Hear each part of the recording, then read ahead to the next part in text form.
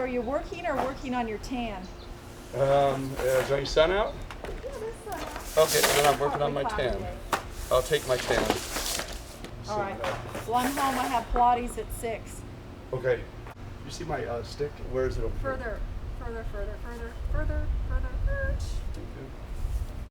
When Rick and I met, I was 30 and he was 38. He might have been older than me, but it doesn't necessarily mean he was wiser than me. I was performing back on the riverboat, and the assistant general manager was Kim Miller. I'm up there in the main dining room one day trying to get people seated, and here's this guy dealing cards at the table. And I even said to the hostess, "Who is that guy and why is he in our way?" I should say, in all honesty, I did happen to notice that he was darn good looking too. He does have a nice little round, tight butt. Sometimes at night when he needed a ride home, after he was performing, I'd drive him back to his house. She would send me home from the Rubini Lee with 4 stacks of meals to eat. When I first met her and went to her apartment, she had a set of dumbbells and weights in her bedroom. I said, well, this is a woman after my own heart. You know, we weren't really dating. We were just kind of like driving back and forth. And then one day I was leaving his place and he actually leaned in and kissed me.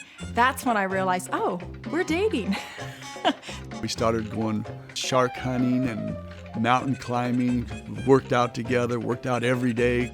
We dated for 2 years before we got married because I learned my lesson from the previous one. We went to get on our favorite roller coaster, which we used to ride all the time in Belmont Park. And as we were climbing up the first hill before the first big drop, he asked me to put my hands in his, which I did. He said, "Today I am asking you to marry me." And then he pulled his hands off my ring finger and my engagement ring was under there.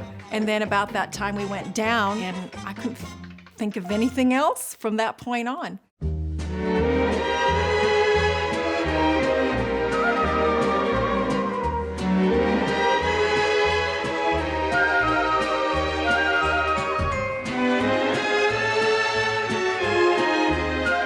Every experience that he's had in those last 20-some years, those are my experiences too.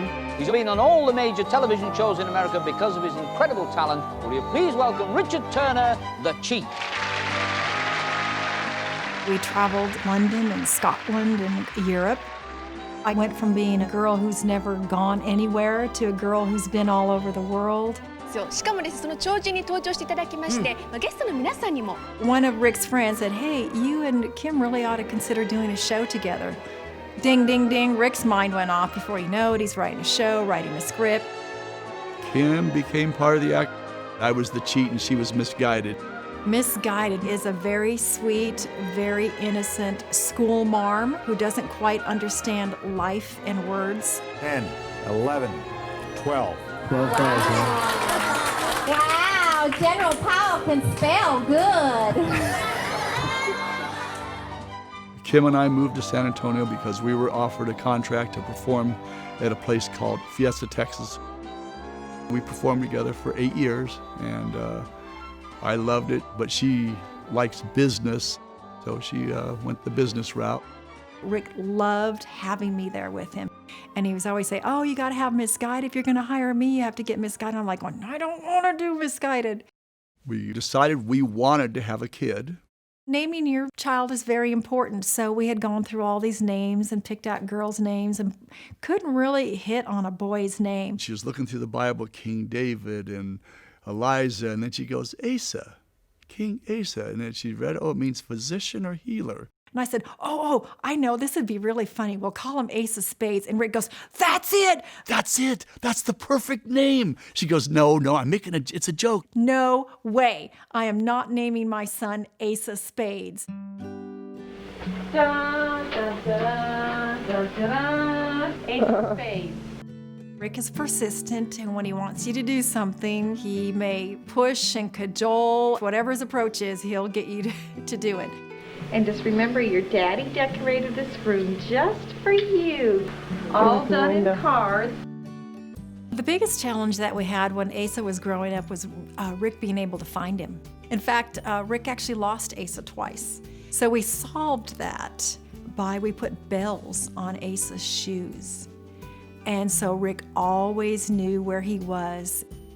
My son is my sidekick. He's my sidekick, my partner.